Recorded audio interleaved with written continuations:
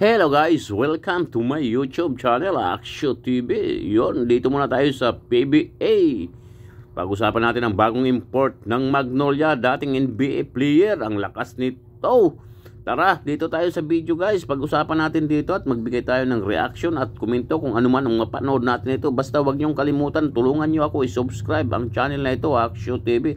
Maraming salamat pala sa mga nag-subscribe sa channel ko. Tos pinangalanan na injury ni Jeremiah Gray, ironically kapareho ng nangyari sa NBA 3-time champion na si Shaun Livingston ng Golden State Warriors. So after ng rumor na gustong ibalik ng Magnolia si Nick Rakocevic ngayong paparating na 48 season para sa conference na Commissioner's Cup, eto't ngayong araw sariwang-sariwa pa at pinangalanan na nga itong bagong import ng Magnolia, 25 years old, listed at 6'7".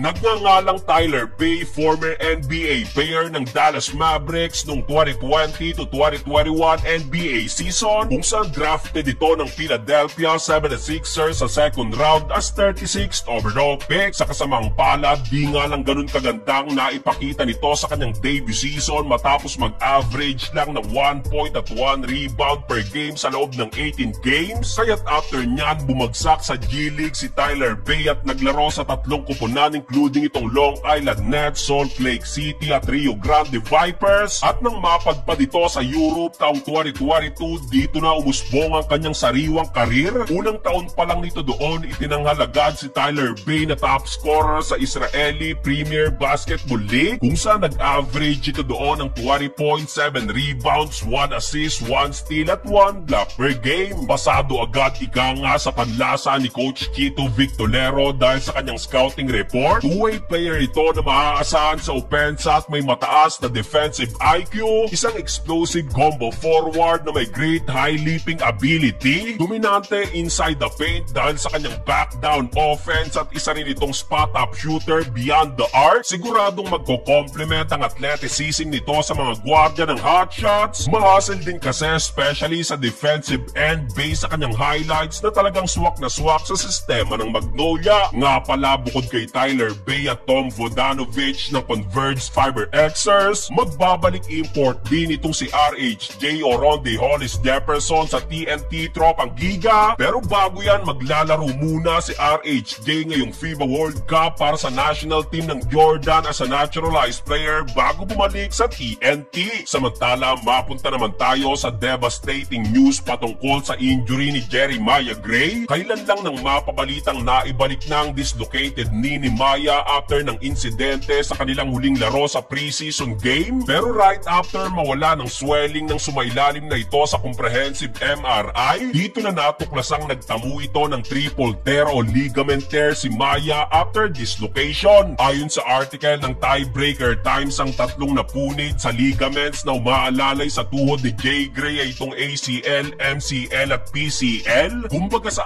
apat na major ligaments sa ating tuhod, tatlo doon ang napunit kay Maya bukod sa LCL. How ironic, dahil based sa pagbabasa natin, parehong-pareho nga ito sa sinapit ni Shaun Livingston noong 2007. 3 out of 4 ligaments din ang nadali sa kanya, which is the ACL, MCL at PCL, kasabay din ng knee dislocation. February 26, 2007, nangyari yan kay Shaun Livingston at exactly June 16, 2008. Nakabalik si Shaun sa basketball activities at pinagpatuloy ang kanyang NBA career. Palipat-lipat nga lang ng koponan noon si Livingston from 2008 to 2013 until makuha siya ng Golden State Warriors. Sa loob ng 5 NBA season from 2014 to 2019, isa si Shaun Livingston sa mga naging core ng Dub Nation, kung saan tatlong kampyonato ang naiuwi nito bago mag-retire nitong 2019. Gandang storyline para sa literal na Warriors na si Shaun Livingston. Possible 1.5